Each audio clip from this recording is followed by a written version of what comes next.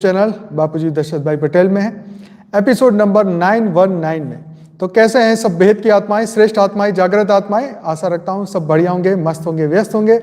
आज हम बात करने वाले, जैसे आपने टाइटल में देखा होगा, यूथ एम्पावरमेंट के बारे में बात करने वाले हैं। तो आज हमारे साथ है तरुण भाई, जो कि एक यंग डैशिंग पावर के साथ, आध्यात्मिक ज्ञान के साथ आज हम बात करने वाले हैं कि यूथ की एम्पावरमेंट कैसे हो सकती है, कैसे आत्मा की जागृति, यूथ को कैसे पावर मिले, कैसे वो जागृत हो। बहुत सारी इससे रिलेटेड आज हम बहुत सारे क्वेश्चन तरुण भाई से पूछेंगे और उनसे बहुत सारी बातें भी करने वाले हैं युवा जागृति के लिए, आध्यात्मिक विकास के लिए।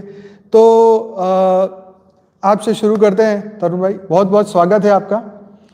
भेद की ब्रह्मा शांति सभी को, और भेद की ब्रह्मा शांति माँ बापू जी सबको कोटि कोटि वंदन। सबसे पहले मैं आनंद भैया का धन्यवाद देना चाहूँगा कि उन्होंने इस प्लेटफॉर्म पे मुझे आने का एक अवसर दिया है। तो जैसे कि आज का टॉपिक हमारा यूथ एम्पावरमेंट को लेकर है जी। तो आज की डेट में हम देखते हैं कि सबसे ज़्यादा हमारे प्रधानमंत्री मोदी जी का जो मेन क्या रहता है, युवा शक्ति, कि युवा शक्ति को आगे बढ़ाना, युवा शक्ति के अंदर स्किल्स डेवलप करना, युवा शक्ति के अंदर एक पॉजिटिव पावर भरना, क्योंकि युवा शक्ति ही है जो आने वाले कल का फ्यूचर है। जो आज युवा करेंगे वही हमारे देश का भविष्य है। तो युवा शक्ति का मतलब एक बीज है, एक ऐसा बीज है जिसमें जैसे जैसे हम सही ज्ञान के द्वारा, कहते हैं ना, सही ज्ञान, सही बीज में सही पौधा दोगे तो फल बहुत अच्छा आएगा। तो हमारे देश के अंदर सबसे ज्यादा युवा है आज की डेट में, पूरी दुनिया में देखा जाए तो सबसे ज्यादा युवा व्यक्ति हमारे देश में ही है। ये हमारे देश का सबसे अच्छा गौरवशाली भाग्य है कि इस समय सबसे ज्यादा युवा शक्ति के साथ, युवा लोगों के साथ हम इस देश में विराजमान है। अब सबसे इम्पोर्टेंट बात यह है कि हम युवा को क्या दें, क्या उनको मैसेज देना चाहे, क्योंकि युवा क्या होता है कि यंग तो होता है, उसमें एनर्जी तो भरपूर होती है, लेकिन उनको गाइडेंस चाहिए होती है। हर युवा को एक मैंडेट चाहिए होता है, एक उसका रोल मॉडल चाहिए होता है, एक उसको अगर बोला जाए स्पिरिचुअल पॉइंट ऑफ एस्पेक्ट से एक उसको गुरु जी चाहिए होता है, उनका एक गुरु, एक मार्गदर्शक चाहिए होता है, जिसके द्वारा वो अपने जीवन में जो वो पाना चाहता है वो उसको पा सके। और युवा के शक्ति के द्वारा मैं एक चीज़ बोलना चाहूँगा कि हम जो भी करते हैं हमारा उसका पॉजिटिव और नेगेटिव समाज पे इफेक्ट पड़ता है, ठीक है? राइट। चाहे वो समाज आपका, किसी का समाज छोटा हो सकता है, जैसे मान लो किसी का समाज आपके रिलेटिव तक सीमित होता है, किसी का समाज जो ज़्यादा युवा में ज़्यादा सोशल काम में इंगेज है तो अपनी सोसाइटी को लेकर हो सकता है। तो हम कुछ ना कुछ इम्पैक्ट डालते ही हैं सोसाइटी के ऊपर। तो मैं ये सबसे कहना चाहूँगा कि हम क्या इम्पैक्ट ऐसा डालें। हम बाउंड है, क्योंकि हम जो ह्यूमन बींग्स है वो कहीं ना कहीं सोशल लोगों के साथ इंटरेक्शन में आता ही है, और उनके मन में ये भाव आते ही है कि लोग क्या कहेंगे, जैसे कि समाज के बारे में, रिलेटिव के बारे में। तो हमारा कहने का ऑब्जेक्टिव है कि हमें अपनी सोच के दायरे को थोड़ा बढ़ाना चाहिए, क्योंकि हम समाज से जुड़े रहेंगे, हम समाज से अलग नहीं हो सकते। लेकिन मेरे कहने का तात्पर्य ये है कि अगर आप समाज, अपने कुछ रिलेटिव के बजाय अगर इस पूरे देश को आप अपना समाज समझो, जैसे हम कहते हैं शास्त्रों के अकॉर्डिंग वसुधैव कुटुंबकम, तो अगर हम पूरे दुनिया को एक समाज के अकॉर्डिंग देखें, फिर हम उसके अकॉर्डिंग सोचे कि हम उसको क्या दे रहे हैं, तो ये बहुत इम्पोर्टेंट है। मैं यहाँ कहना चाहूंगा कि युवा आध्यात्मिक विकास का जो मतलब है कि एक युवा व्यक्ति अपने आत्मा के संबंध में विशेष रूप से उन्नति करता हुआ अपने जीवन को आध्यात्मिक तत्वों से भर देता है। आध्यात्मिक विकास में युवाओं को अपने मूल्य, धर्म, ध्येय और जीवन का उद्देश्य समझने में उनको मदद मिलती है। जो आज हम ये बात कर रहे हैं, इसका मतलब यहाँ पर ये है कि उनको एक अपने मूल्य, धर्म, ध्येय और जीवन का उद्देश्य प्राप्त यहाँ पे हो। युवा को अपने जीवन को आध्यात्मिक तत्वों से भरने के लिए ध्यान और मन को शांत रखने की आवश्यकता होती है।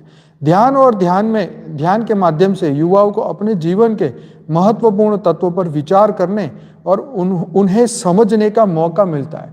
राइट।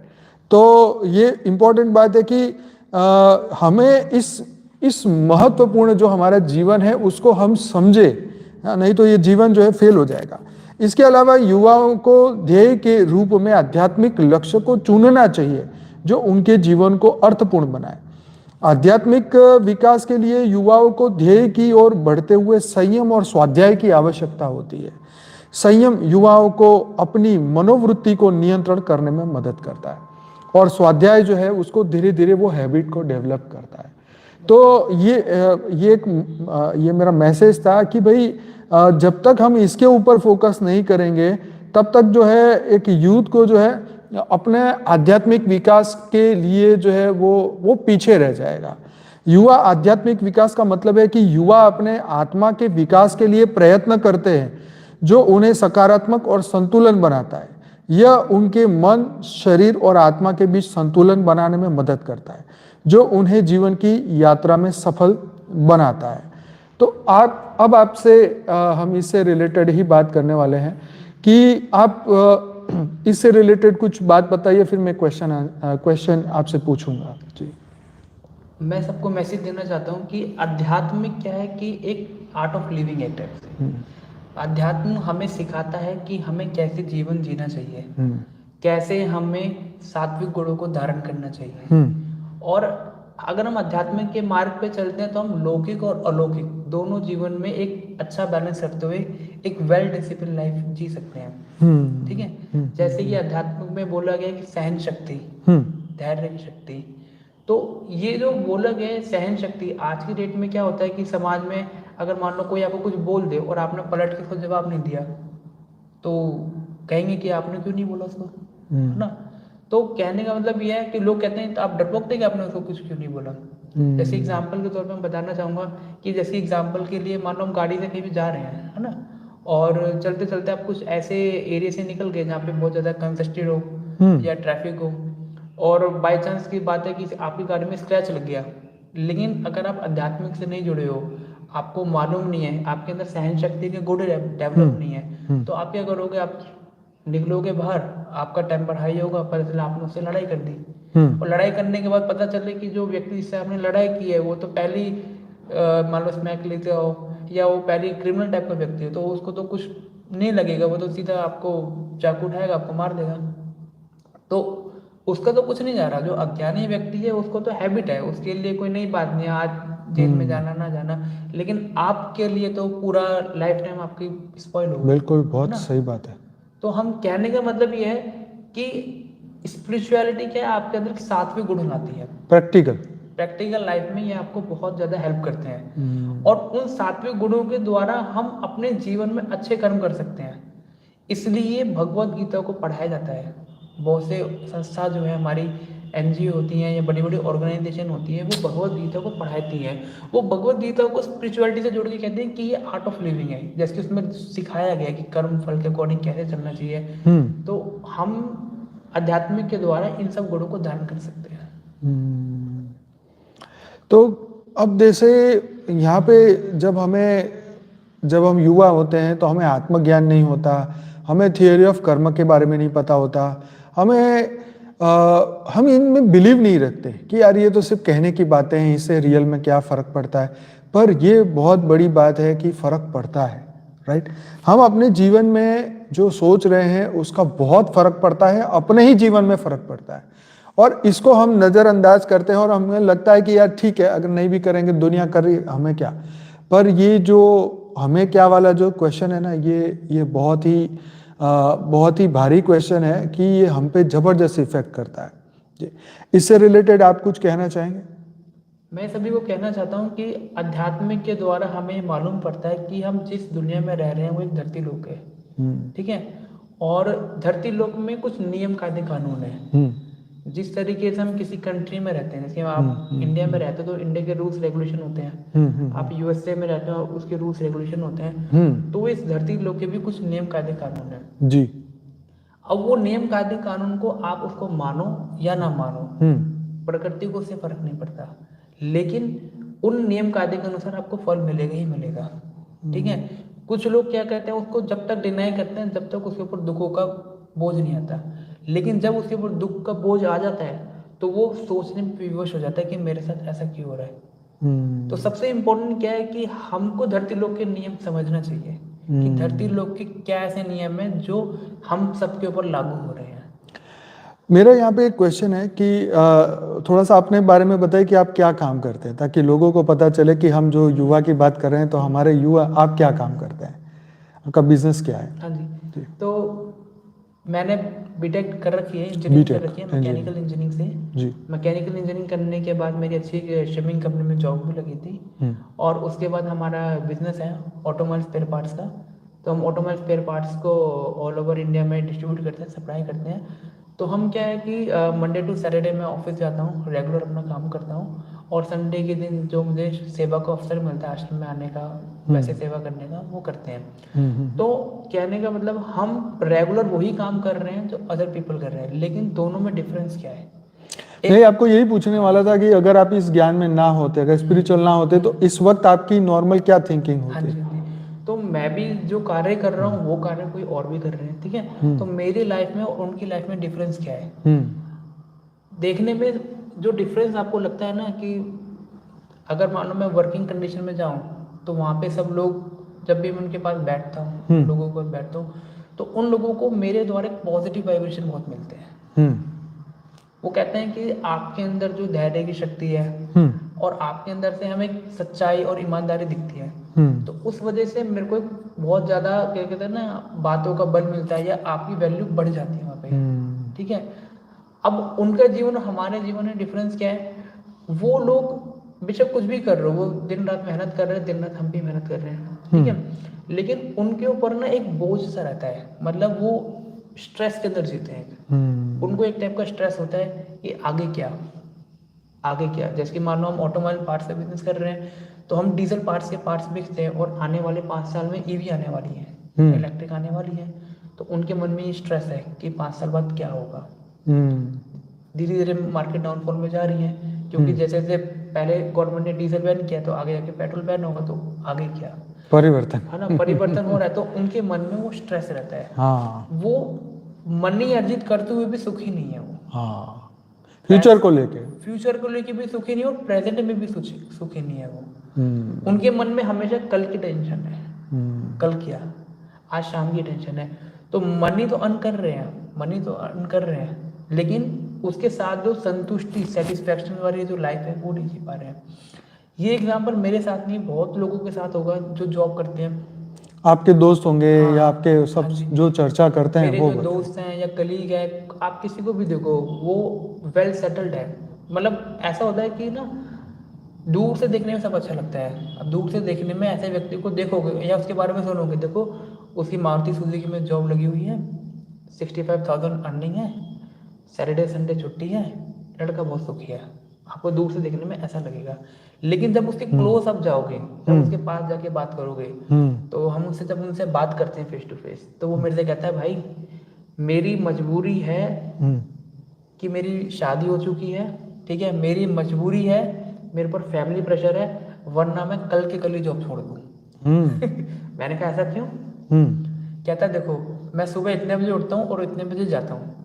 हालांकि उसके वर्किंग आवर्स और मेरे वर्किंग आवर्स ऑलमोस्ट सेम ही है, लेकिन उसको टेंशन क्या है कि जब वो अपने बॉस से मिलता है, मान लो बॉस ने उसको छोटी सी बात बोल दी, तो उसको एकदम एम्पलीफाई कर देता है, ठीक है।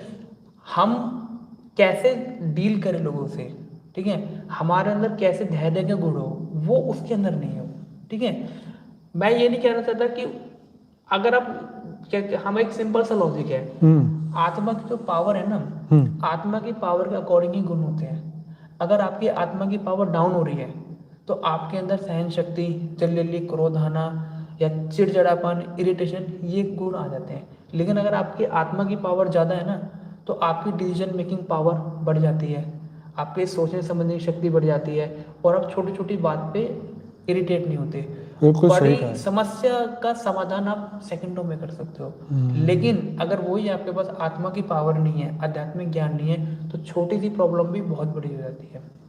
जैसे कि आपने बताया था कि जो प्रिजनर्स होते हैं, जब प्रिजनर से उनके से पूछा गया कि आपको अपने जीवन में सबसे ऐसी कौन सी चीज़ें जो आपको दुखदाई देती है, तो वो कहता है अगर उस दिन मैंने उसको ये ना किया होता तो आज मेरे को 40 साल की सजा नहीं भुगती होती। आप उस वक्त उसको धैर्य की और पेशेंस की और शांति की जरूरत थी। आप लौकिक ज्ञान के द्वारा एक अच्छी जॉब पा सकते हो, लेकिन अगर आपके मन में धैर्य और ये सब गुण नहीं है ना, तो आप अपने बॉस को बोलोगे और उसी दिन फायर।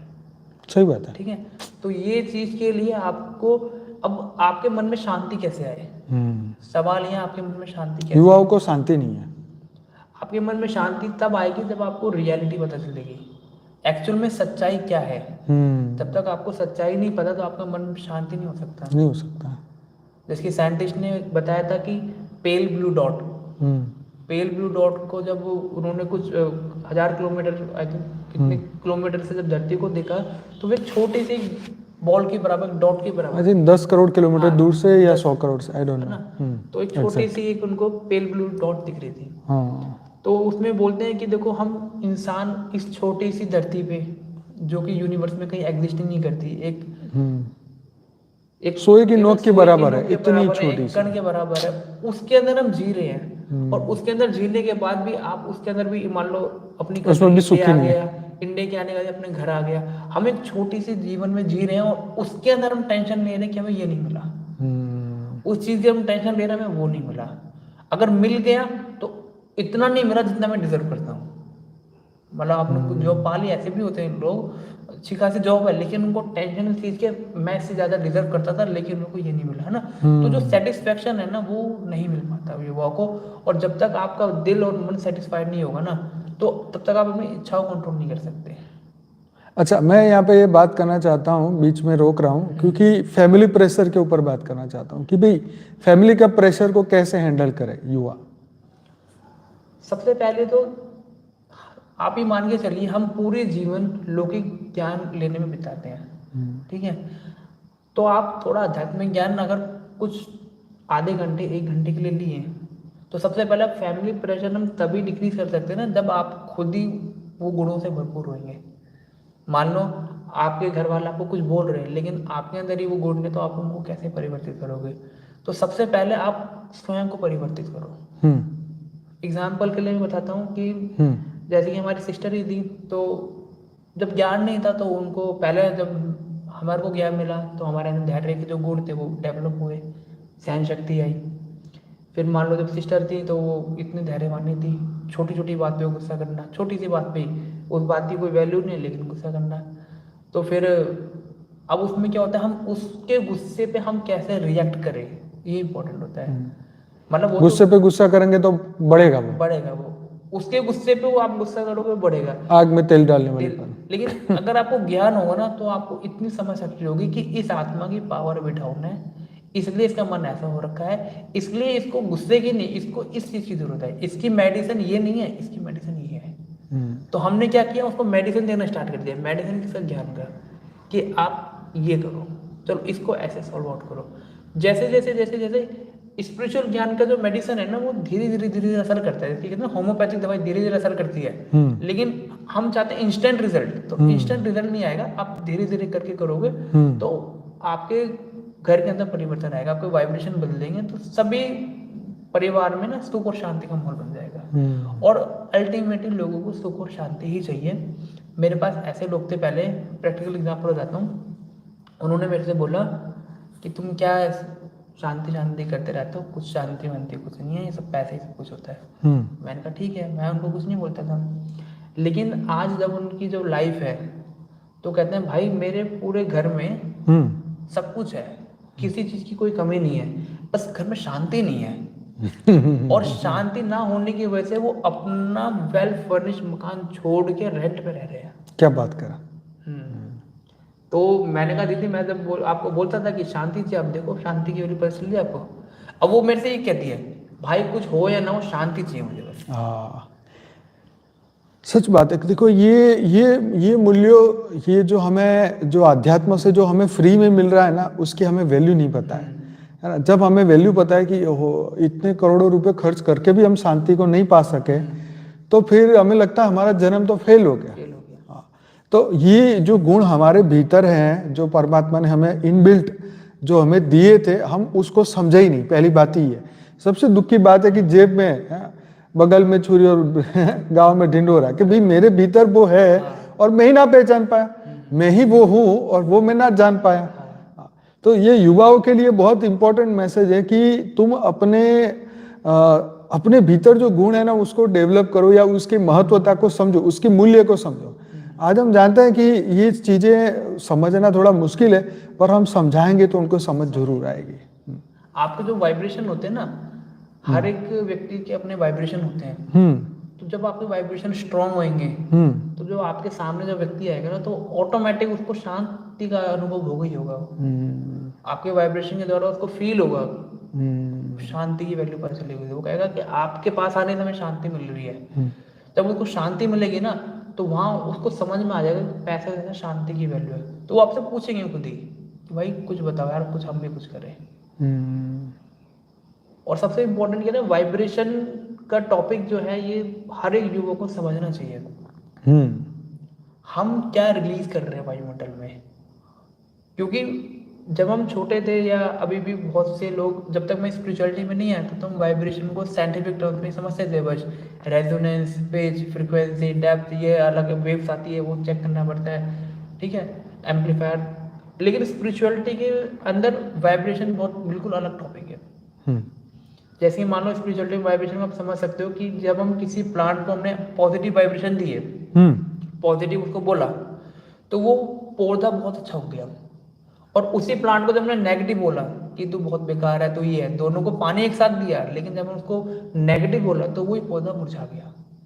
जब पौधे के ऊपर हमारे वाणी का, हमारे वाइब्रेशन का असर पड़ता है, ठीक है, और हम क्या बोल रहे हैं सामने वाले व्यक्तित्व को, तो उसके ऊपर क्या इम्पैक्ट पड़ेगा। यस, तो आपका जो टॉपिक है एनर्जी, एनर्जी, जो एनर्जी हम हर चीज को देते हैं, चाहे वो हमारे वस्तु हो, चाहे कहते हैं ना खाना बनाते कहते हैं हाथ हाथ का फर्क है, तो वो एनर्जी का फर्क है, जो विचार का, जो वाइब्रेशन, इस एनर्जी के ऊपर लोग नहीं मानते कि यार क्या एनर्जी एनर्जी कर रहे हैं, लेकिन सच्ची में ये आत्मा की ऊर्जा है। मतलब ये ऊर्जा है जिसको आप प्राण ऊर्जा कहो, कि आप जो भी मतलब शब्द कहना चाहो, वो इंग्लिश शब्द है, वो हिंदी शब्द है, कि भी भीतर की ऊर्जा को आप अच्छी तरीके से डेवलप करो। देखो एक सबसे अच्छा एग्जांपल है वाटर हैज मेमोरी, ठीक है। तो हम देखते हैं कि जब साइंटिस्ट ने, जब जापानीज साइंटिस्ट ने वाटर को बोला, जब उसने पॉजिटिव वाइब्रेशन दिए तो उसके अंदर पैटर्न बन रहे थे, है ना। जब उसको एकदम बेकार बोला तो उसके अंदर डिस्टिल वाटर के जो क्रिस्टल के पार्टिकल थे एकदम बेकार बन रहे थे। तो प्रकृति जब खुश होती है, मतलब जब हम उसका, प्रकृति जो है ना वो वाणी की भाषा नहीं समझती, वो वाइब्रेशन की भाषा समझती है। प्रेम की भाषा, हमारे अंदर से क्या निकल रहा है, प्रेम की भाषा वो समझती है। अब जैसे कि मान लो जापानीज साइंटिस्ट ने उसको जो लव बोला, वो उसने तो अपनी जापानीज लैंग्वेज में बोला होगा ना, ठीक है। और वही एक्सपेरिमेंट अगर मान लो कोई हिंदी में बोल के करे तब भी वही रिजल्ट आ रहा है।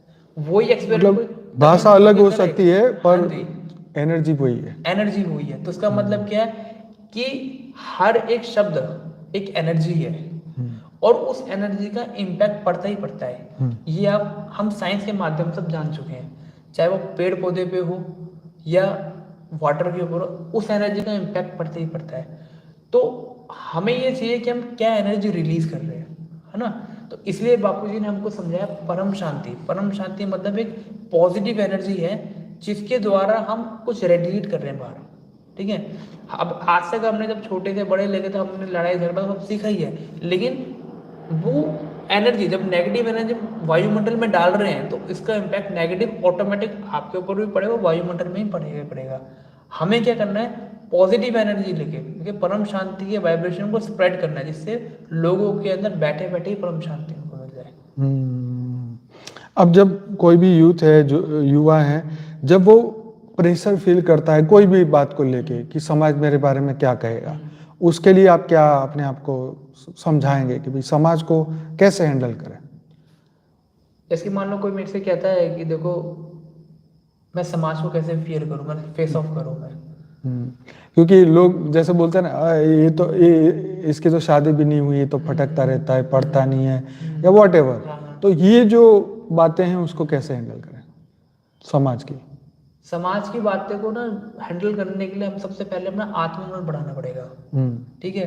वरना क्या होता है कि जैसे कि मान लो अगर आपका आत्मबल नहीं है, किसी ने कुछ बोला, उसकी वाइब्रेशन आई, आप उसको बोलो, जिसने आपको बोला एक टाइप को एनर्जी दे रहा है वो टाइप, है ना। लेकिन अगर आपका आत्मबल स्ट्रांग है तो आपकी विल पावर भी स्ट्रांग है, ठीक है। लेकिन अगर समाज में आपका आत्मबल स्ट्रांग है तो हम क्या कहें, एक जैसे कहते हैं ना, एक हवा का झोंका आया, यहाँ आया तो यहाँ गिर गए, यहाँ आया वहाँ गिर गए। जैसे कि मान लो क्या कहते हैं ना, जब बच्चे जब छोटे होते हैं, अरे इन्होंने बोला इंजीनियर बनो तो इंजीनियर की तैयारी करनी स्टार्ट कर दी, इन्होंने बोला डॉक्टर बनो तो डॉक्टर की तैयारी करनी स्टार्ट कर दी, इन्होंने बोला चार्टर्ड अकाउंटेंट बनो तो चार्टर्ड अकाउंटेंट बनने की तैयारी स्टार्ट कर दी। इसका मतलब क्या है, उसकी खुद की आत्मबल कुछ नहीं है, खुद का फ्री विल कुछ नहीं है। वो क्या है, एक नाव के झोंके की तरह, जिसने इधर डाला इधर चला गया, इसने इधर डाला गया, उसने बोला वो करना है तो उसने वो कर लिया, तो क्या है, एक चक्कर में फंस गया वो। उसको सेटिस्फेक्शन कभी नहीं मिलेगी, इसको उसकी अंतरात्मा जो है हमेशा कहेगी कि मुझे ये कर लेना चाहिए, लेकिन सामने वाले के प्रेशर की वजह से वो अपनी वैल्यू को, बात को आगे नहीं रख सकता।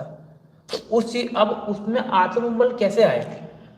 हाँ, यहाँ पे देखो एक पॉइंट बीच में रोकता हूँ। एक बात निकल के आती है सेल्फ लव की, है ना, ये कई बार बात होती है, पर हमें यहाँ पे ये सोचना है कि देखो बोलने वाले बोलते रहेंगे, उनका मुंह तुम ये करोगे तो उनको वो पसंद नहीं आएगा, वो तुम करोगे तो वो नहीं पसंद आएगा, सबकी अपनी सोच है ना। हमें ये एक बेसिक अंडरस्टैंडिंग अपने जीवन में लानी है, चाहे हम कोई भी लेवल के स्ट्रेस को फेल कर रहे हैं, कोई भी बातों को हम सुन रहे हैं, तो हमें ये सोचना है कि मेरे जीवन का लक्ष्य क्या है। हाँ। आखिर में मेरे तो लक्ष्य पे ही काम करना है ना। मान लो मैं उनकी कहने पे शादी कर ली या उनके कहने पे बिजनेस कर लिया, लेकिन आखिर तो शांति तो मुझे चाहिए कि उनको चाहिए।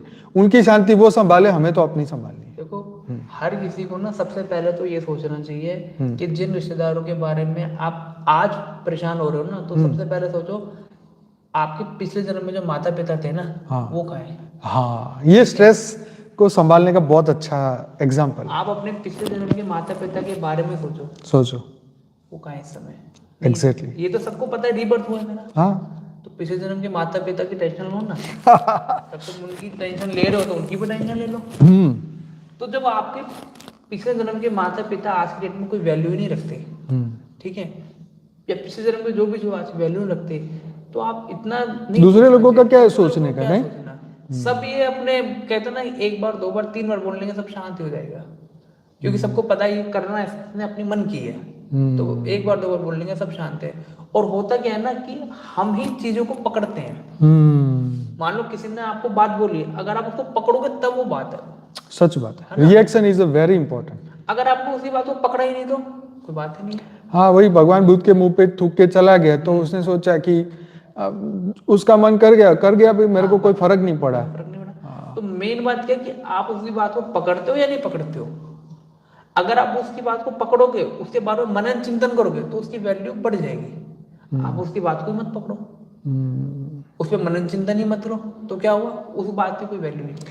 मुझे याद है कि जब मैं मतलब उम्र में थोड़ा छोटा था, 20-22 साल का, तो मैं किसी रिलेटिव के वहाँ जाऊँ ना, तो उनके घर की बातें जब सुन के आऊँ या उनकी रिएक्शन सुन के आऊँ, तो फिर घर आके फिर मेरी सोच भी उसी तरीके से हो जाए। तो माँ मेरे को कहेगी, देख वहाँ से ना कचरा उठा के ले आया तू, अब तू तेरा हो रहा काला हो गया, तो तू ये सब बातें जो है ना, अभी तेरे को गुस्सा भी आएगा। और ये बातें सच थी कि भाई वो, क्योंकि समझ नहीं थी ना, ज्ञान नहीं था तो समझ नहीं थी, उनकी बातें हमें सच लगने लगती। ऑब्वियसली अपनी बुद्धि काम ना करे तो दूसरे की बातें सच लगेगी ना। तो जब तक हम खुद नहीं डेवलप हुए तब तक दूसरे की बातों पे हमें बहुत, अब जब हमारी वो ज्ञान की वो तीसरा नेत्र खुला, ज्ञान समझ में आने लगा, अब वो बोले, पड़ोसी बोले या दुनिया कोई भी बंदा बोले, मेरे को क्या मतलब है, वो उनका मन है, वो जो मर्जी बोले, हम कोई थोड़ी बैठे, वो जज थोड़ी ना है, तो वो बोलते रहे, वो उनका करें हम अपना करें। देखो जब भी हम शास्त्र पढ़ते हैं या पुरानी कहानी पढ़ते हैं ना, तो हमें इस चीज में विश्वास हो जाता है कि जो हम कर रहे हैं वो स्पिरिचुअलिटी में बिल्कुल ठीक कर रहे हैं। जैसे कि मान लो आज से हम 5000 साल पहले महाभारत की कहानी सुनते हैं या रामायण की कहानी सुनते हैं, हम देखते हैं कि देवी देवता ऊपर से आते थे जाते थे, इतनी सारी बातें लिखी हुई है, मतलब उसको पढ़ोगे ना, अनंत बातें लिखी हुई है हमारे शास्त्रों। तो वो पढ़ने से हमें रियलाइजेशन होता है कि आज के समय में जो हम कर रहे हैं ना स्पिरिचुअलिटी के अंदर, वो एकदम ठीक है।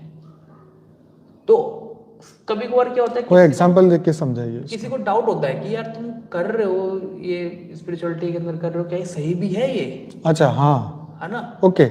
मतलब क्रॉस चेक कैसे करें, इसका बैरोमीटर क्या है कि टेम्परेचर बढ़ता है तो दिखता है, लेकिन तुम जो ये कर रहे हो इसका क्या टेम्परेचर, मतलब क्या है उसका रिजल्ट, आउटपुट क्या है? उसका आउटपुट जैसे मान लो जैसे परम शांति हम बोल रहे हैं अभी, है ना, तो आपने एक आर्टिकल दिया था, उसमें लिखा था कि परम शांति के बारे में हमारे शास्त्रों में क्या लिखा है ना।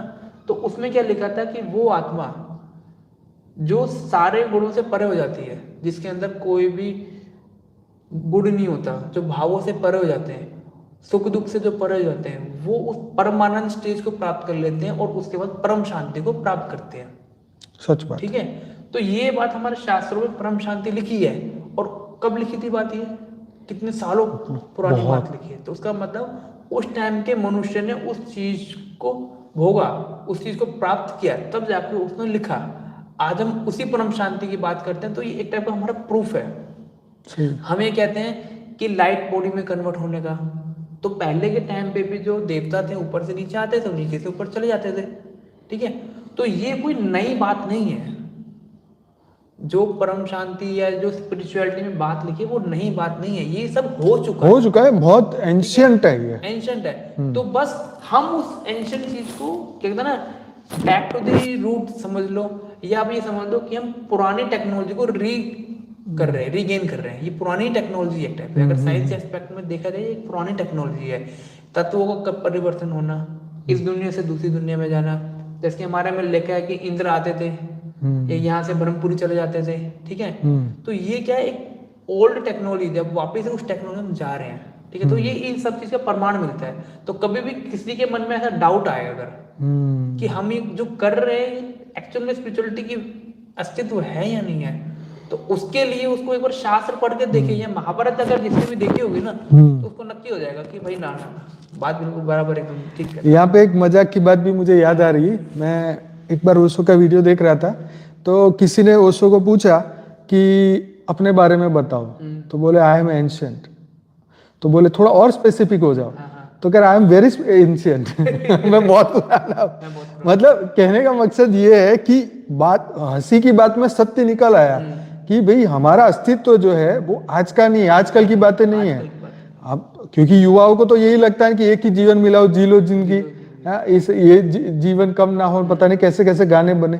तो ये आज वो ये दिखाना चाहता है कि हम इसमें ही आनंद ले, इस जीवन में।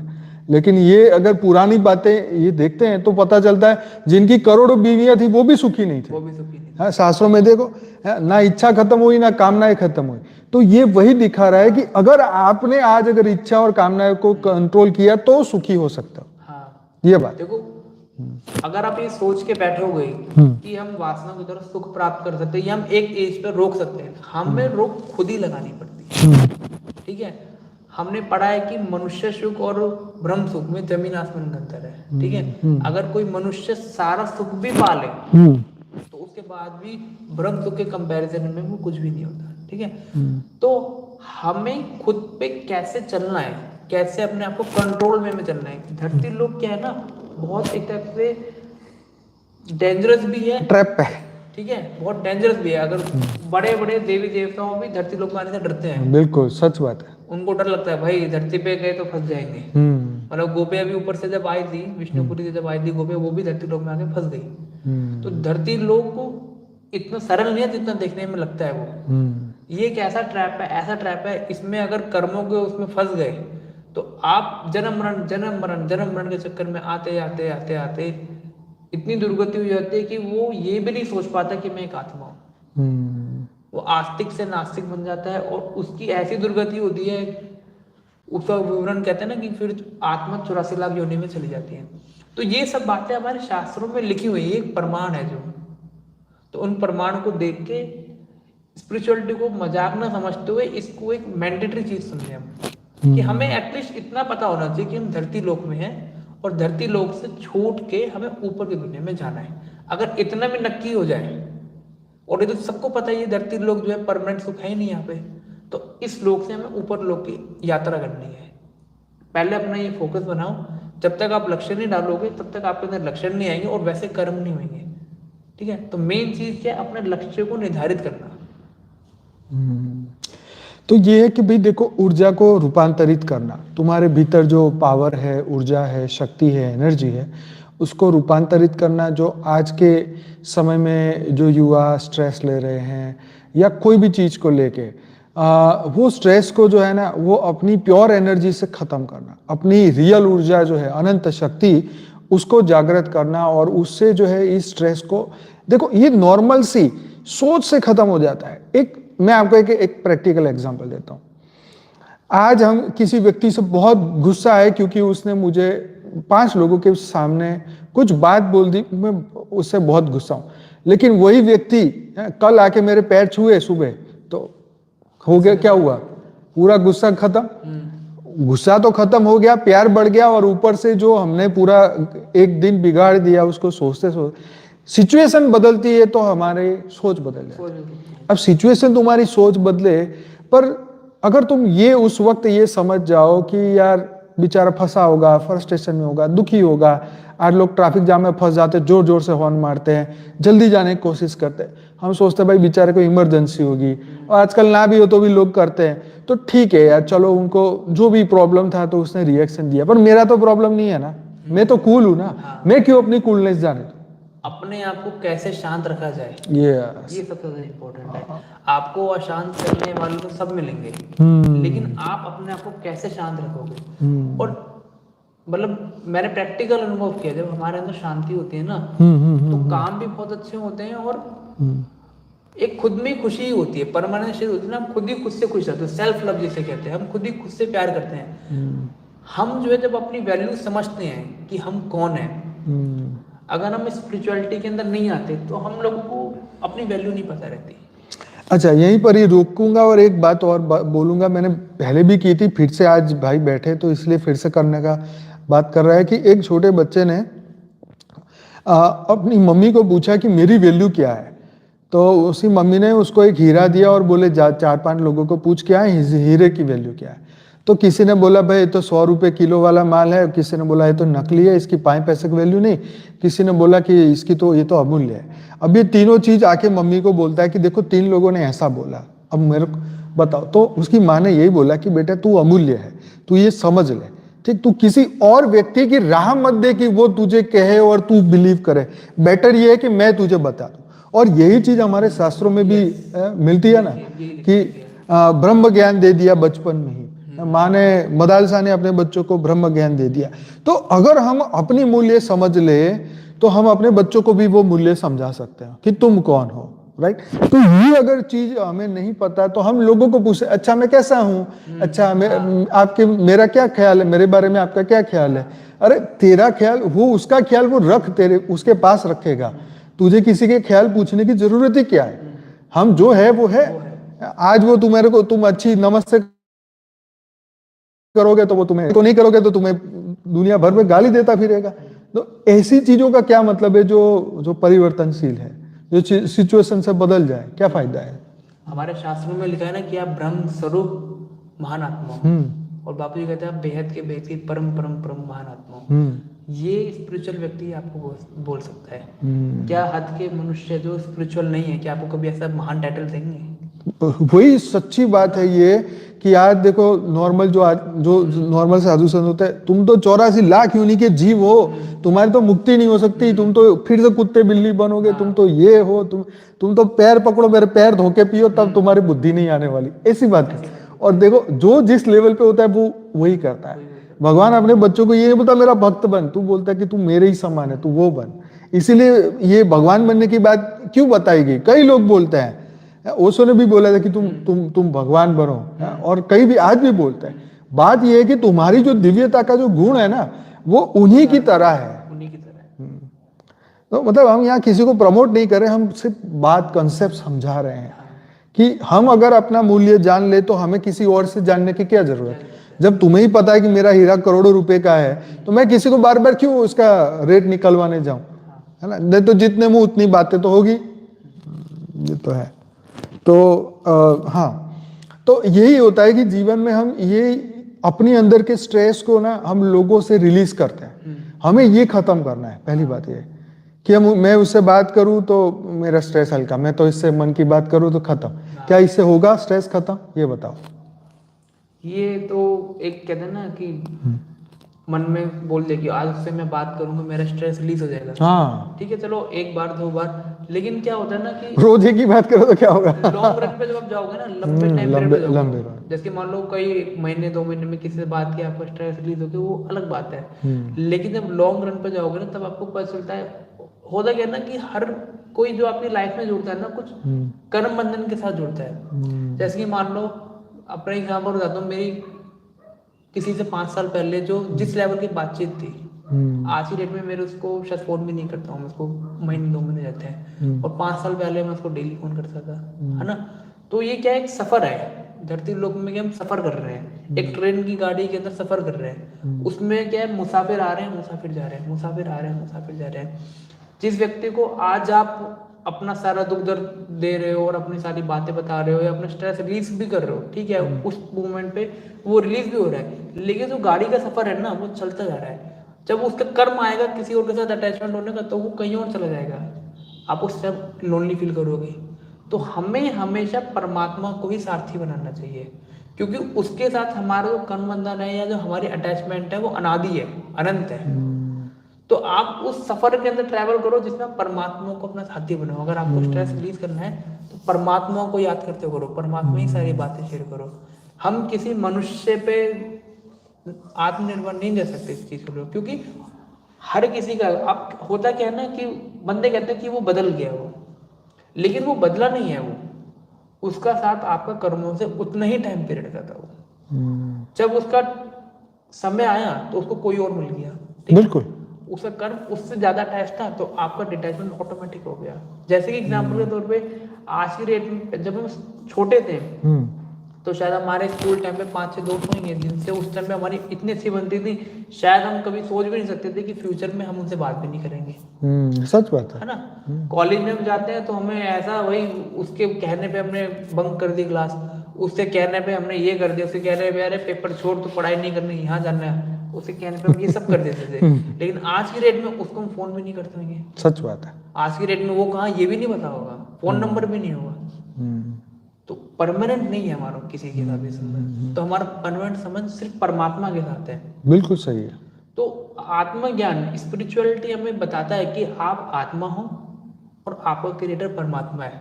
आपका और उसका जो संबंध है ना, वो अनंत है, अनादि है, और उसमें क्या होता है, हमेशा कल्याणकारी ही रहता है हमेशा। वो आपके बारे में निष्पाश, कहते हैं ना, निष्काम, आपके बारे में हमेशा पॉजिटिव ही सोचेगा हमेशा। लेकिन मनुष्य का जो संबंध होता है ज्यादा स्वार्थी होता है। वो मान लो वो उसको मूवी देखनी है, आपको पढ़ना है, लेकिन उसको मूवी देखनी है, उसको मूवी में मजा आ रहा है, लेकिन वो आपको डिस्टर्ब कर देगा, भाई तू चल मेरे साथ मूवी देखने चलना है यार, इतनी बढ़िया ही है। फिर आपके मन में क्या आएगा, अरे मैं इसके साथ अगर नहीं किया ना, तो कल को मेरी हेल्प पड़ी तो मेरी मदद नहीं करेगा। लेकिन परमात्मा ऐसा नहीं होता। क्या परमात्मा कभी आपसे ये बोलता है कि तूने 10 साल तक मेरी पूजा नहीं की, अब क्यों मेरी पूजा कर रहा है, अब क्यों मेरी याद में आ रहा है? वो तो हमेशा खुला दिल करके, तू जब आया तब तेरी उसके लिए मैं सरेंडर हूँ ना। तो हमेशा परमात्मा की चिंतन में ही हमें रहना चाहिए, और परमात्मा को ही सारी बातें शेयर करनी चाहिए। ये बात सच है कि जब तक हम ये सब चीज़ों का रहस्य ना समझे ना, theory of Karma, life and death, है ना, तब तक जो है वो मतलब हमारा जीवन भी अधूरा रहता है और हमें प्रॉपर अंडरस्टैंडिंग कभी मिलती ही नहीं। हम कहीं ना कहीं सबकॉन्शियसली ऐसी ग्रंथियों में फंसे रहते हैं कि मतलब उसका तोड़, उसको अंधविश्वास बोलते हैं। ठीक है, आज भी जैसे पता नहीं ये सच है, कितना सच है मुझे पता नहीं, जैसे नासा के कोई भी रॉकेट लेके जब साइंटिस्ट जाते हैं तो वो पहले वहाँ जाने से पहले कुछ उनकी एक इनलॉजिकली कुछ क्रियाएं करते हैं, तो वो हमें नहीं पता, लेकिन उनके माइंड में वो पड़ा है कि ये करेंगे तो हमारा मिशन सक्सेस होगा। ऐसे ही हमारे जीवन में भी ऐसा ही है कि हमें जीवन में सक्सेस होना है ना, तो हमें ये धर्म को फॉलो करना पड़ेगा, इनको गुरु बनाना पड़ेगा, हमें इनसे ये लेना पड़ेगा, ये जब तक सिर पे हाथ नहीं रखेंगे तब हमारा कल्याण नहीं होगा। देखो ये सब बातें जो है ना, ये एकदम, इसको वास्तविकता से कोई लेना देना। हमेशा उनकी सुनो जो रियल में महाज्ञानी आत्मा है, महापुरुषों की बात सुनो, अर्ध ज्ञानियों की नहीं। ऐसे मोटिवेशन स्पीकरों की लाइन लगी पड़ी है जो गीता के ऊपर रोज भाषण देते आ गए, लेकिन ये जो टॉपिक को कभी टच नहीं करते कि हम कौन है, कहां से आए हैं, क्यों आए हैं, किस लिए आए हैं, फंसे क्यों हैं, निकलना कैसे है, मृत्यु लोक। इसको मृत्यु लोक बोलने में उनकी नानी मर गई है, मतलब बोलते ही नहीं कि ये मृत्यु लोक, पता ही नहीं है। कितनी बड़ी विडंबना है, इतने सारे मोटिवेशन स्पीकर हाँ। मृत्यु लोक बोलने में दिक्कत है। उनको दिक्कत है। क्यों? क्योंकि उन्हें पता है अगर हम बोलेंगे मृत्यु लोक है तो लोगों को तो डिटैचमेंट हो जाएंगे यहाँ से। हाँ, और यही सत्य ज्ञान है। इसके सिवाय कोई तुम्हें मोटिवेशन, दो चार बातें बोलने से मोटिवेशन मिल जाएगा तो 2-4 मिनट में खत्म भी हो जाएगा। ये यहाँ से गेट तक ही होता है, इससे ज्यादा मोटिवेशन नहीं होता। आपने कुछ पा भी लिया इस मृत्यु लोक के अंदर तो कब तक के लिए है वो आपके पास, है ना? अगर आपने पूरी जीवन की मेहनत करके कुछ ले भी लिया, कुछ जमीन का टुकड़ा ले भी लिया, तो कब तक के ले लिया आपने? कुछ भी नहीं है वो तो। आज के डेट में जैसे जैसे वायुमंडल चेंज हो रहा है, जैसे जैसे वायुमंडल के अंदर नेगेटिविटी आ रही है, जैसे पोल्यूशन बढ़ रहा है, तो वैसे वैसे इंसान की लाइफ तो वैसे सीमित होती जा रही है। जो व्यक्ति पहले 100 साल तक जीता था 60-70 पे आ रहा है ना। तो बात यह है कि अगर आप मृत्यु लोक में, चलो मोटिवेशन स्पीक सुनते सुनते सुनते सुनते आपने पा भी लिया, कुछ अपने अन भी कर लिया, लेकिन इम्पोर्टेंट ये आप क्या लेके जा रहे हो यहाँ से, है ना? आप मृत्यु लोक में आए, आपने क्या ऐसे श्रेष्ठ कर्म किए जो इसको लेके आप ऊपर जा रहे हो, है ना?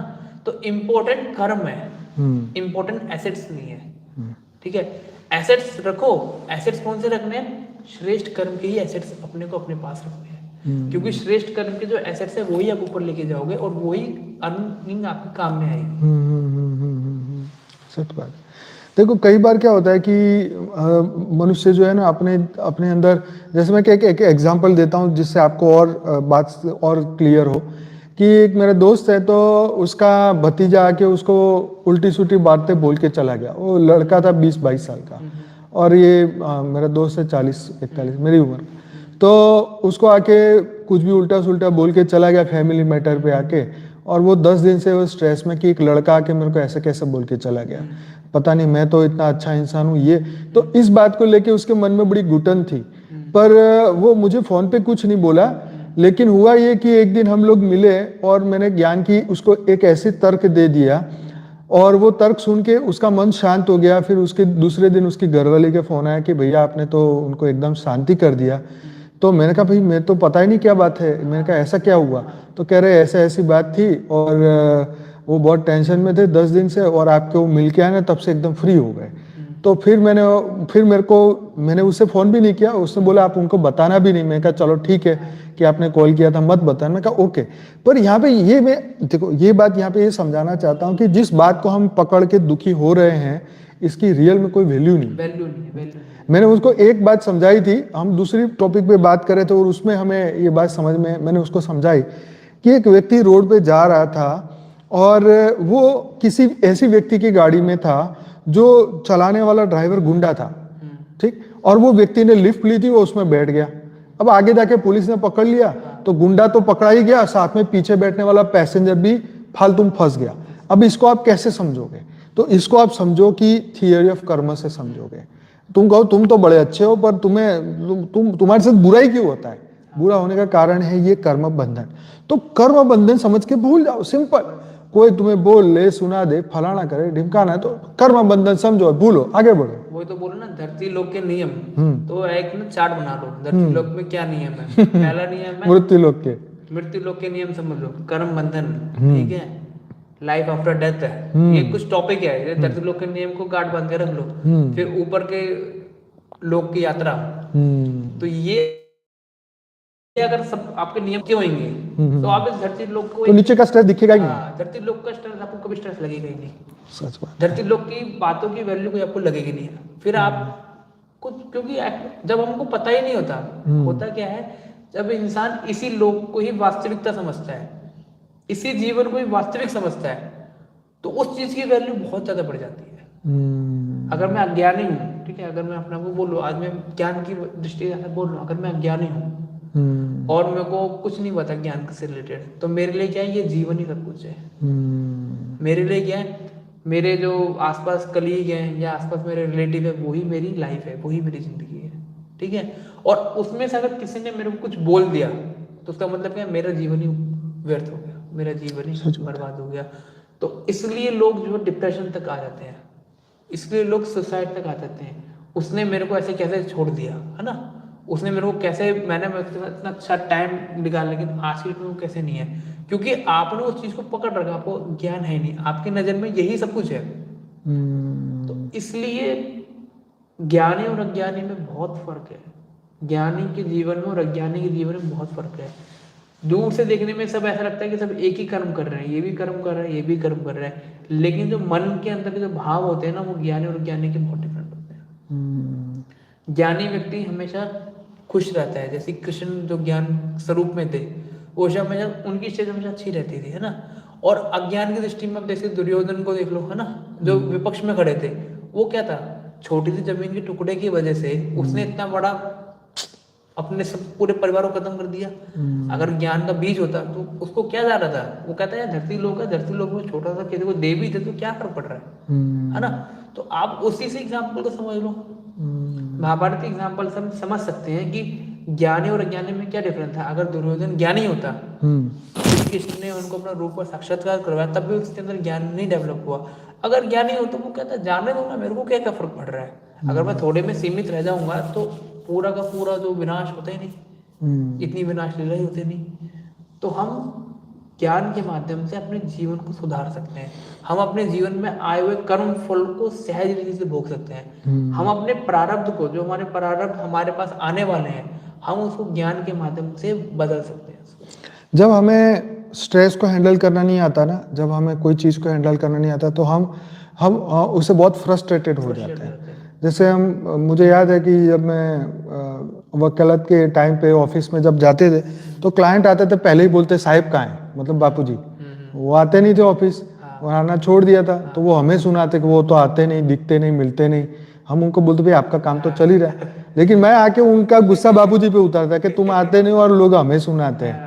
तो हमें नहीं पता था ना कि ये ज्ञान की इतनी वैल्यू फ्यूचर में होने वाली है, हम उसको उस बात का उनको सुनाते थे कि आप नहीं आते, हमें सुनना पड़ता है। पर हमें ये समझ आ जानी, अगर हमें तो नहीं समझ थी, पर मैं यही समझा रहा हूँ कि जब हम कुछ बड़ी चीज को पाने जा रहे हैं ना, तो कुछ छोटी चीजें छोड़नी भी पड़े तो इससे कोई फर्क नहीं पड़ता है, सीधी सी बात है। और मैं वही कह रहा हूँ कि आज जो लोग हमें वो बोलते रहते थे कि वो साहिब का है, साहिब का है, वो लोग आज दिखाई भी नहीं दे रहे, नहीं कभी फॉल भी नहीं करते कि साहिब का है, साहिब का है। मतलब कहने का मकसद ये है कि जो गायब हो जाते हैं जीवन में, यही रिश्ते, यही नाते जो हम पकड़ के बैठे ना, वो कोई काम का नहीं। बापू जी हमेशा बोलते हैं, देह और देह के सर्व संबंध जो है वो कोई तुम्हें सुखी कर ही नहीं सकता है। सुखी तो तुम्हें खुद ही अपनी समझ से होना पड़ेगा, अदरवाइज सुख नहीं मिलेगा। और हमारे पास उस वक्त इतनी समझ नहीं थी कि दो बात उनको सुना दे, यार तुम्हें क्या ब्रह्म ज्ञान के बारे में, क्योंकि हमारे को पता ही नहीं था। आज मैं इस उम्र में होता, अगर मुझे कोई पूछता तो मैं 4 बातें सुनाता कि तुम्हारे को ना तो ब्रह्म का पता है, ना तुम्हें अपने आप का पता, और आ गए साहिब को मिलने, हाँ चलो निकलो यहाँ से सुना देते 4 बात। लेकिन उस वक्त हमें ये पता नहीं था कि ज्ञान की इतनी जबरदस्त वैल्यू है। तो जब तक हम वैल्यू नहीं समझते ना, तब तक हम अपने आप की भी नहीं समझते। और फिर हम क्या है कि उसके लिए हमेशा फोन पे रेडी रहते, वो फोन के हाँ सर बोलिए क्या करना है। मतलब हमें एक अंदर से फियर रहता है कि वो हम उसका फोन नहीं उठाएंगे तो हमें अरे फोन नहीं उठाते, तो इसका भी स्ट्रेस होता है ना। पहले तब ज्ञान में लेना तो बड़ी टेंशन लेता था, अरे पार्टी ये फोन आ रहा है उठा ना हो, अब कोई टेंशन नहीं, जिसको जरूरत होगी करेगा व्हाट्सएप, और जो होना हो जाएगा, टेंशन किसी चीज की नहीं है। हाँ सही बात है, सही बात, हम क्यों टेंशन लेंगे, सही बात। तो ज्ञान की जो वैल्यू है वो जब आप उस पर चल के देखते हो, जब आप ज्ञान को धारण करते हो आपके लाइफ में, जैसे आपने स्पिरिचुअल चैनल में पॉडकास्ट चैनल खोला है, कितने लोगों का इंटरव्यू लिया है ना, तो सभी लोगों का एक ही जवाब हुआ कि ज्ञान में आने के बाद उनका परिवर्तन देखो, है ना। सही बात है। सभी लोगों के मन बुद्धि संस्कार अलग है, सभी लोगों के कर्मों की गति अलग है, लेकिन निचोड़ सबका एक ही है कि ज्ञान में आने के बाद उनका जीवन बदल गया। चाहे वो कनाडा से हो, चाहे लंदन से हो, चाहे गुजरात से, चाहे कोई भी स्टेट से हो, ज्ञान में आके ही जीवन बदला। ज्ञान में आने के बाद ही सबका जीवन बदला, और सब एकदम सेटिस्फाइड है, एकदम परमानेंट, एकदम परमानेंट। सब कहते हैं कि हम परमानेंट स्टेज में आ गए। इसीलिए तो ये चैनल चालू करी ना कि देखो ज्ञान में सामने लोग आके खुद बोलेंगे ना अपने जीवन का, तब तो मजा आएगा ना। आज इसीलिए तो आपको बुलाया कि भाई आप युवा आके बोलेंगे, तब लोगों को लगेगा अरे भाई हमने तो कम उम्र में इतनी प्राप्ति की। कोई क्या है ना कि मतलब कोई आपसे बोलेगी ज्ञान में आने से क्या हुआ, भाई चैनल देखो, spiritual channel with podcast with Anant देखो आप, उसमें सभी लोगों का जब चर्चा करोगे, सभी लोगों के जीवन की गाथा सुनोगे, कैसे उन्होंने दुख देखा जीवन के अंदर, और उसके बाद ज्ञान में आने के बाद कैसे उनके जीवन में परिवर्तन आया, तो आपको भी रियलाइज हो जाएगा, आप सोचने के लिए मजबूर हो जाओगे कि ऐसा क्या है इन सभी लोगों में जो ज्ञान में आने के बाद इतने खुश है, इतने बोल पा रहे हैं। कहते हैं ना कि जब एक सैंपल रखा होता है तो कस्टमर को लेता है, भाई सैंपल मुझे पसंद आ रहा है ना। तो वो स्पेशल चैनल पॉडकास्ट विद अनंत एक ऐसा चैनल है जिसके माध्यम से, जिसको ज्यादा एक्सप्लेन करने की जरूरत नहीं है ना, आप इसी से यहाँ जाओ, कोई आपसे बोले ना कि भाई क्या होता है इससे, इस चैनल में जाओ, यहाँ जाके देखो, आपको पता चल जाएगा क्या होता है। अरे ये तो मैं आपको ये बात तो बताता नहीं, पर फिर भी बताता हूँ इसलिए कि जब मैं किसी का इंटरव्यू लेता हूँ मुझे इतना मजा आता है ना उनके जीवन को समझने में, और कई चीजें तो कैमरे से रिकॉर्डिंग से पहले ही कुछ ऐसी बातें होती हैं उनसे जो कि वो नहीं डिस्कस करते या नहीं कर पाते, या समाज के डर से या वॉट एवर भय से, लेकिन जो उनका लाइफ का सुनने का जो मुझे मतलब एक जो सीख मिलती है ना उससे, तो वो मुझे बहुत ही प्रेरित करती है कि यार इसको काम को बहुत आगे बढ़ाना चाहिए। ये बहुत प्रेरित करती है मुझे, और मुझे बहुत सीखने को मिलता है, पर्सनली बहुत सीखने को मिलता है। मुझे खुद भी उनसे इंस्पिरेशन, क्योंकि किसी की लाइफ की स्टोरी जानोगे तो इंस्पायर तो हो गए ना। अगर जीवन उनका बदला है, उन्होंने दुख से ऐसे निकले हैं, तो कितनी बड़ी बात है। ऐसे कोई नॉर्मल व्यक्ति से तुम थोड़ी ना मिल रहे हो। जो भी ज्ञान का आप सुन रहे हो, आप वो पॉडकास्ट सुन रहे हो, तो हर व्यक्ति एक विशेष उसके जीवन का अनुभव है। कोई डॉक्टर है, कोई इंजीनियर है, कोई सीए, कितने सारे बड़े बड़े पढ़े लिखे लोग हैं हमारे चैनल पे आए हैं। तो एक आम आदमी होते हुए भी एक एब नॉर्मल जीवन है, ज्ञान में आने के बाद का जो परिवर्तन ही तो हम चर्चा कर रहे हैं ना। हम किसी को ये पूछते नहीं तुम्हारे घर कितनी गाड़ी है, तुम कितने महल में रह रहे हो, क्या मतलब ये सब। जो रियल कहानी है वही ज्ञान की कहानी है। तो ये युवाओं के लिए बहुत जरूरी है कि ये इस बात को समझे, क्योंकि मुझे पता है कि हम हमारे जब हम थे तो ये इस उम्र में हमें बोलने वाला कोई नहीं था, ना यूट्यूब चैनल थी, ना कोई ऐसे बीके शिवानी जैसी कोई ऐसी अच्छी आत्माओं के कभी इंटरव्यू हमने नहीं सुने हमारे उस उम्र में, क्योंकि टेक्नोलॉजी नहीं थी, ना यूट्यूब था, ना मोबाइल था, ना इस तरीके का कुछ था ही नहीं। तो हमें ये मौका नहीं मिला, इसलिए हमारी ग्रोथ होने में बहुत टाइम लगा, है ना। अब जो समय है ना, कहते हैं ना एक साइंस में एक फैक्टर है, मल्टीपल फैक्टर होते हैं, जैसे कहते हैं 2 2 के बाद 4, 4 के बाद मल्टीपल। अब जो फैक्टर जो चल रहा है ना, जैसे कंपाउंड इंटरेस्ट है, कंपाउंडिंग, यस, कंपाउंडिंग इफेक्ट से बोला जाए तो ये समय कंपाउंडिंग का किसमें चल रहा है, कंपाउंडिंग इफेक्ट चल रहा है समय के अंदर। समय एकदम ऐसे जंप लगा रहा है, हाई जंप कहते हैं ना। फ्री विल का कंसेप्ट अब समझ में आ रहा है ना, वो बताओ आप, जो हमने बात की प्रारब्ध और फ्री विल। हाँ जी, फ्री विल देखो, ज्ञान के माध्यम से सबसे पहले हमें विवेक मिलता है, और विवेक के द्वारा हम अपनी फ्री विल को अच्छे ढंग से यूज कर सकते हैं। सबसे अच्छी जो क्रिएशन की जो बात है वो है फ्री विल। परमात्मा हर किसी को फ्री विल देता है, हर किसी को ज्ञान देता है। तो हम ज्ञान के माध्यम से अपने फ्री विल कैसे यूज करें हमें पता चलता है। जैसे कि प्रारब्ध के अकॉर्डिंग जो हमारे साथ होना है वो तो होना ही है। मैं आपको प्रैक्टिकल एग्जांपल मैं आपको बताता हूँ अपनी लाइफ का। मैं अपने बाइक के साथ जा रहा था, ठीक है, तो भाई मेरा ड्राइविंग कर रहा था और मैं पीछे बैठा हुआ था। तो जैसे हम जा रहे थे तो सामने से एक रॉन्ग साइड से व्यक्ति आ रहा था, एकदम स्कूटी बहुत एकदम तेज स्पीड से, और हम अपनी लाइन में सीधे सीधे चल रहे हैं। और जैसे ही हमने आया तो भाई ने थोड़ा ब्रेक लगाया, वो एकदम भाई की बाइक से टकराते टकराते बच गया। तो जैसे ही मैंने उसका फेस देखा तो उसका फेस में एकदम रेड हो रखा था, एकदम एग्रेसिव था, यहाँ निशान लगे हुए थे, एकदम कटिंग निशान लगे हुए थे, और छोटे साथ ही हमारे भाई के ऊपर ही गुस्सा करके लड़ाई करने लग गया और गाली देने लग गया। तो मेरे भाई भी एग्रेसिव हो गया। तो जैसे ही मेरा भाई एग्रेसिव हुआ तो मैंने अपने भाई को बोला, नो गलती तेरी है, इसकी कोई गलती नहीं है, इसको तो ऐसे ही जाने दे। तो जैसे ही मैंने ये बात बोली तो जो सामने वाला व्यक्ति था ना, उसका गुस्सा एकदम शांत हो गया, वो एकदम खुश हो गया। वो मेरे से कहता, आज तुम्हारे वजह से तुम्हारे भाई को छोड़ रहा हूँ मैं।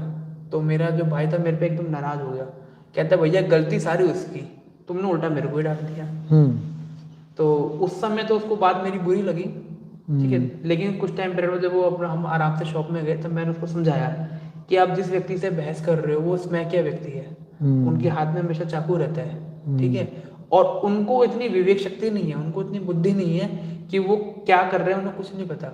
उन्हें बस एक नेगेटिव एनर्जी है, जो उसके अंदर एनर्जी है उनको रिलीज करनी है, ऐसी एनर्जी है ना।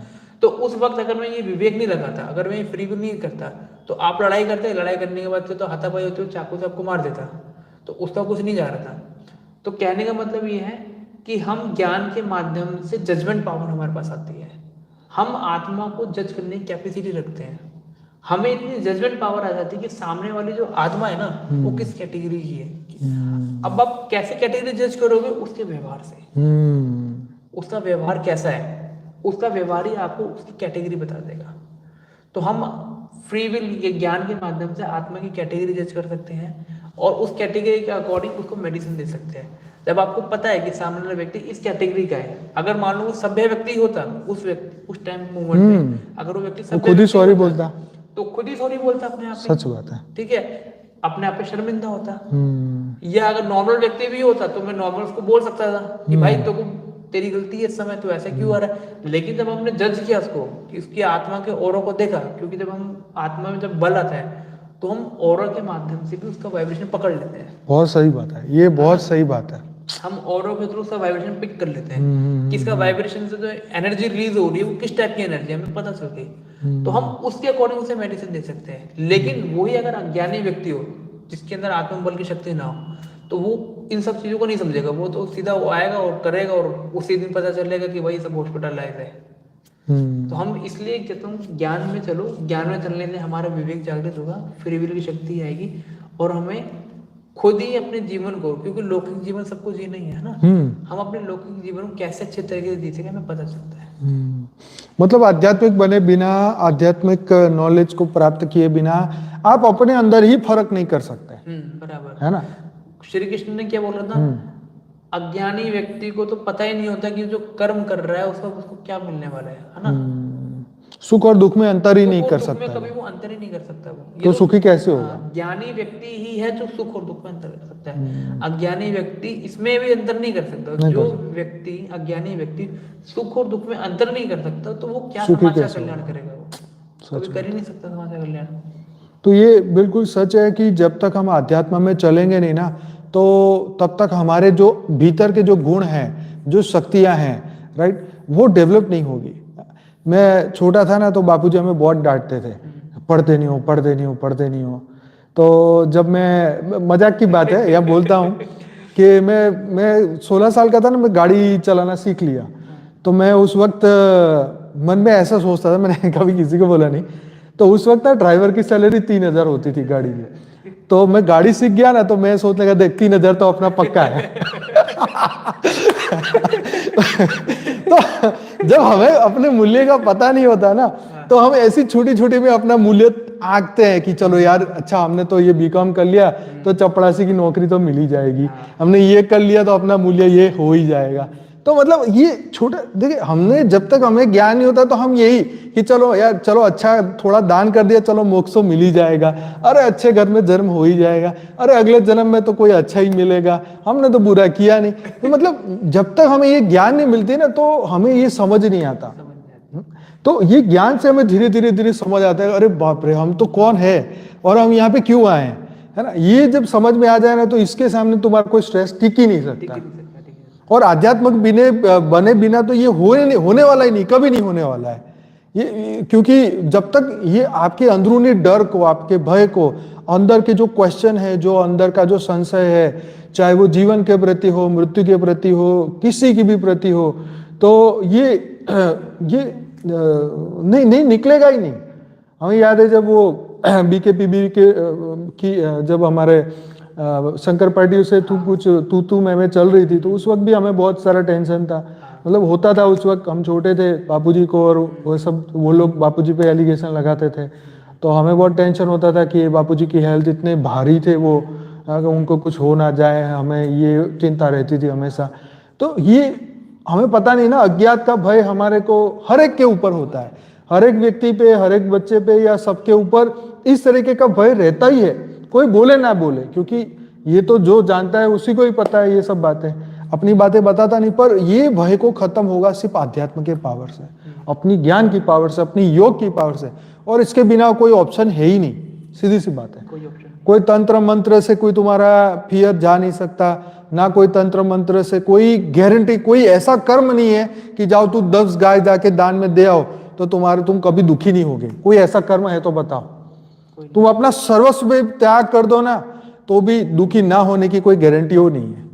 अरे सीधी सी बात है ना, जब भगवान राम कृष्ण दुखी होके गए तो तुम कौन से खेत की मूली हो?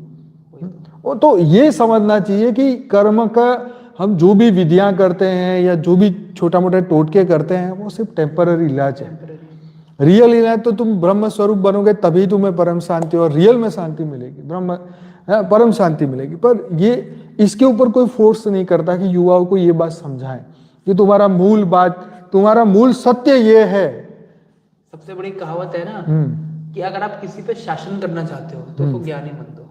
क्या करो? अगर किसी पे राज करना चाहते हो ना तो उसको अज्ञानी बना दो। तो यही फंडा दुनिया में चल रहा है। लोगों को सत्य ज्ञान से छुपाया जाता है, लोगों को असत्य के जीवन में डाला जाता है ताकि उनका प्रभाव उन लोगों पे बन सके।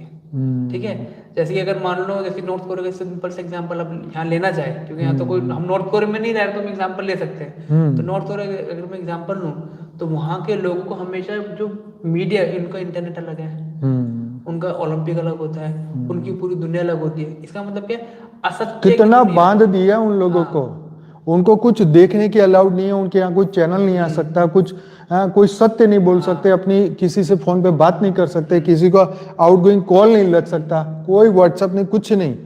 अगर इंग्लिश को भी नहीं जानते वो लोग। अगर उन्हीं लोगों को सत्य का ज्ञान मिल जाए तो वो लोग क्या विद्रोह करेंगे और वो शासन को बदल देंगे। इसलिए ही तो इसीलिए अज्ञान में रखे उसको दबाया जाता है, मानसिक तौर पे दबाया जाता है। इसलिए प्रताड़ना की जाती है। इस दुनिया में भी असत्य को दबाया जाता है, सत्य को दबाया जाता है। क्यों? क्योंकि उन्हें पता है अगर सत्य उजागर हो गया तो हमारा शासन जो चल रहा है ना वो चला जाएगा। ये तो बात सच है। मतलब ब्रह्म में जीना, ब्रह्म में जिलाना, ये जो आज हॉलीवुड बॉलीवुड ये जितने भी वुड है, ये लोग इसी तरीके से भ्रमित करते हैं कि तुम्हें सुख मिल जाएगा। 3 घंटे की मूवी देख के कौन सुखी हुआ है आज दुनिया में? लाखों करोड़ों लोगों ने करोड़ों फिल्म भी देख ली लेकिन थे वहीं के वहीं। कोई शांति थोड़ी ना मिलती इससे, सीधी सी बात है। आप फिल्म देख रहे हो लेकिन फिल्म आपको किस चीज के लिए मोटिवेट कर रही है?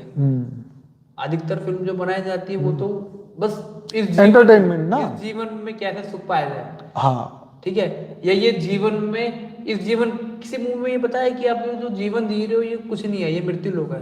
क्योंकि रियल ज्ञान नहीं दिया जाता है।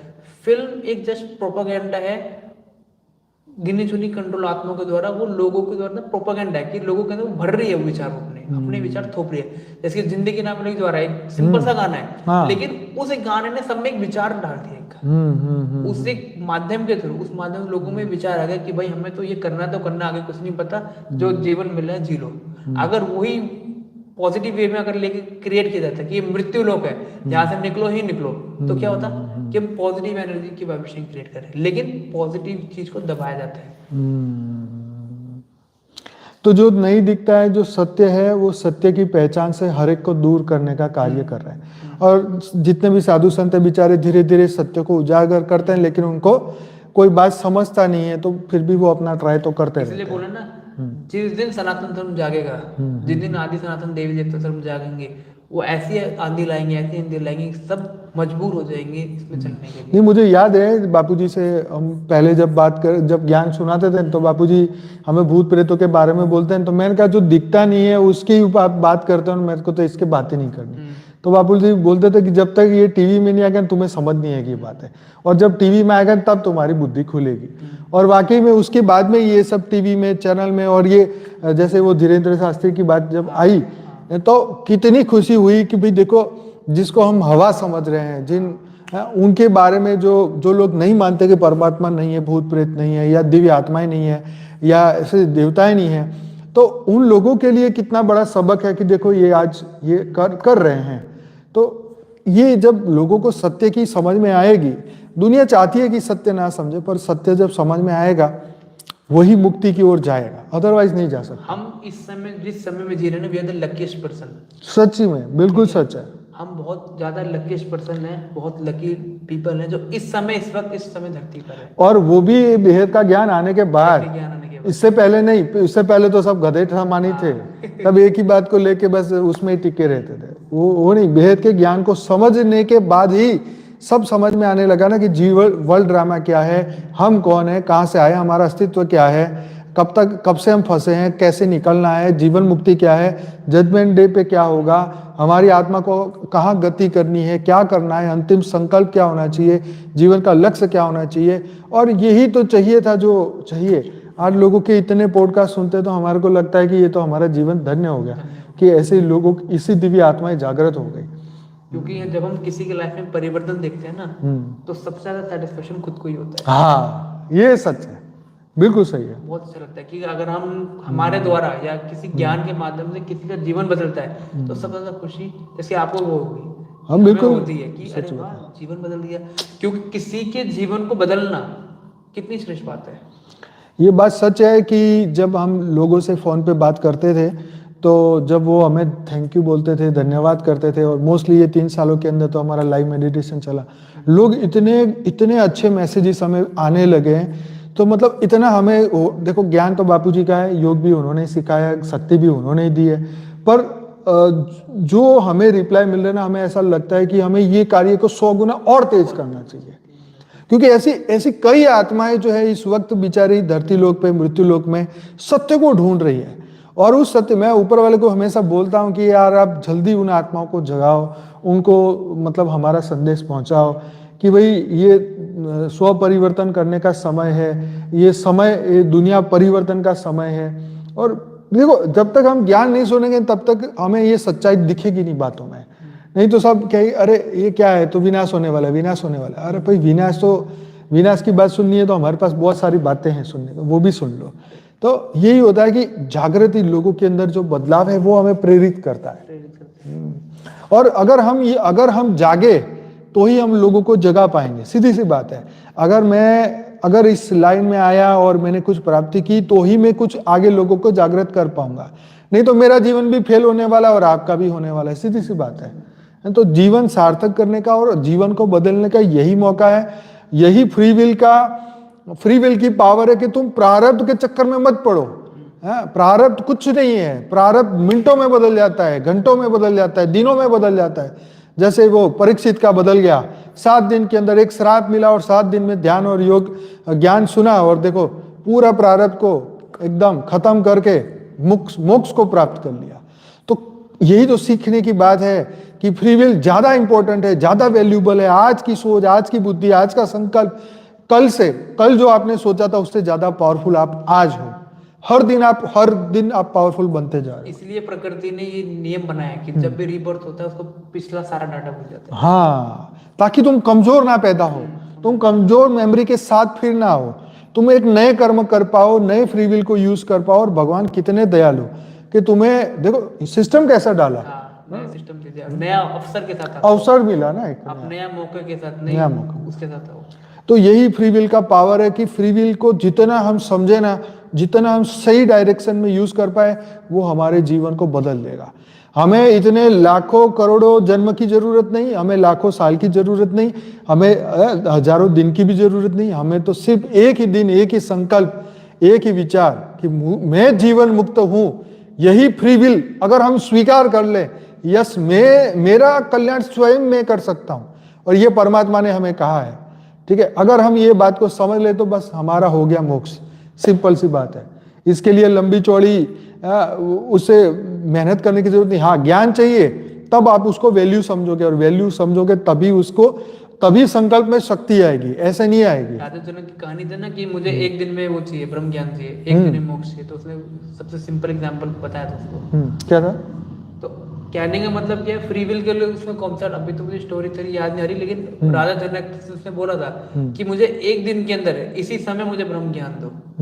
तो ब्रह्म ज्ञान एक्चुअल में क्या है ना, आत्म स्वरूप में खुद को जागृति, आत्मा की जागृति करना ही हमारा वो श्रेष्ठ है। मतलब इन सब आवरणों के चक्कर में मत पड़ो। भाई बात यहाँ पे ये थी कि हम प्रारब्ध के चक्कर में पड़ते हैं कि मैंने तो पिछले जन्म में, पिछले 2 साल पहले इतना बड़ा पाप किया, अब क्या होगा मेरा। हम अपने पाप को याद रखते हैं, हम अच्छे कर्मों को भूल जाते हैं। हमने जीवन में कितने आशीर्वाद लिए वो हम भूल जाते हैं। कितनी हमारे पास शक्तियां हैं, हमारे अंदर इतने दिव्य गुण हैं, वो हम भूल जाते हैं। पर हम वो बुरी बात को पकड़ के बैठे हुए हैं जिससे हमारा कल्याण कभी होने वाला नहीं।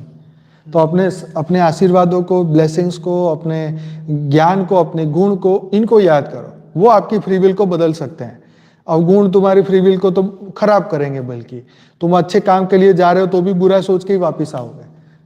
तो पॉजिटिव एनर्जी से आप हमेशा हल्के रहोगे और नेगेटिव विचार से आप हमेशा भारी रहोगे। ठीक है, तो जितने आप हल्के रहोगे उतने ही आप खुद ही स्टेज आपकी अच्छी रहेगी, आप खुद में खुश रहोगे। और जब आप खुद ही खुश रहोगे तब आप दूसरों को भी खुश दे सकते हो। वो कहते हैं ना, खुशी जैसी खुराक नहीं। बिल्कुल सच देखो, है। जीवन ये नहीं है कि हम क्या पाले, जीवन ये है कि हर वक्त हम खुश में रहे। ऐसा नहीं होना चाहिए हम किसी चीज को पाने के लिए मेहनत करें, ऐसा होना चाहिए कि हम इस वक्त इस क्षण हम खुश रहें। अगर आप इस वक्त इस क्षण इतना ज्ञान है ना, खुद में खुश है ना, तो इसका मतलब इससे अच्छी कोई बात ही नहीं है। कहते हैं ना, मुझे चैन की अगर नींद मिल जाए तो इससे अच्छी कोई बात नहीं है। तो हम ज्ञान के माध्यम से कह सकते हैं, अगर आप हर पल हर एक सेकंड खुश रहना सीख गए ना, तो इससे अच्छी कोई बात नहीं है। सही है। तो जीवन हो जाएगा परम शांति और परम आनंद, परम प्रकाश से भरपूर। तो चलिए, आज का ये एपिसोड आशा रखता हूँ सबको अच्छा लगा होगा। जरूर से वीडियो को लाइक करिए, थोड़ा सा प्रेम बरसाइए, वीडियो को लाइक करिए, अच्छी सी कमेंट करिए और लोगों तक शेयर करिए। और जो हमारे ज्ञान में आगे बढ़ना चाहते हैं उनके लिए हमारा एक प्लेलिस्ट है फॉर द बिगिनर्स करके एक प्लेलिस्ट है, वो जरूर से देखिए। सिर्फ 16 वीडियोस है। और अच्छा मन करे तो अनस्पोकन ट्रूथ का प्लेलिस्ट सुनिए, करीबन 300 वीडियो है। और अच्छा मन करे तो इंटरव्यू विद बापूजी का प्लेलिस्ट सुनिए, उसमें भी 200 वीडियोस है। ऐसे करते करते आप धीरे धीरे महाज्ञानी बन ही जाएंगे। 3-4 हज़ार वीडियोस हैं।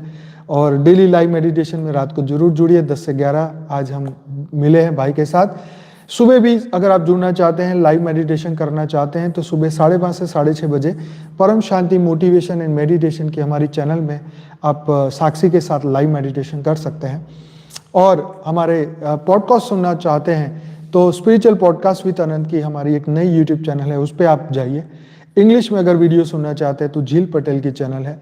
और अब तो हर भाषा में हमारी यूट्यूब चैनल आ चुकी है।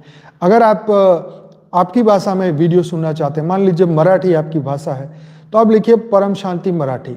गुजराती में सुनना चाहते हैं तो परम शांति गुजराती। बापूजी दशरथ भाई पटेल मराठी, बापूजी दशरथ भाई पटेल गुजराती। जो भाषा आप पीछे लिखेंगे उसकी चैनल मिलेगी, आपको वीडियो मिलेंगे, आपको सुनने में अपनी भाषा अच्छी लगेगी, औरों को भी आप शेयर कर पाएंगे और ऐसे ही सबका कल्याण कर पाएंगे। तो तरुण, बहुत बहुत धन्यवाद। आज युवाओं को और जागृति मिलेगी। आशा रखता हूँ सभी आत्मज्ञानी बने, ब्रह्मज्ञानी बने, सबका स्वरूप की जागृति हो, सबको परम शांति मिले। ये दुनिया जैसे राम राज्य की कल्पना है, पर हमारा कल्पना है कि मृत्यु लोक नहीं, ये अमर लोक बने। और सिर्फ ये धरती, एक ब्रह्मांड या एक गैलेक्सी नहीं, पूरा मल्टीवर्स को बदलने का बापूजी ने ज्ञान दिया है। हमारी बुक भी है लाइफ इन मल्टीवर्स, जो कि 12-13 भाषाओं में आ चुकी है। आप जरूर से हिंदी और इंग्लिश डाउनलोड करिए अभी परमशांति.org की चैनल पे जाके। तो वेबसाइट से आप फ्री में डाउनलोड करिए और शेयर भी कर सकते हैं सभी का। तो बहुत बहुत धन्यवाद। बेहद की परम शांति। परम शांति, वेद की परम शांति। बहुत बहुत धन्यवाद।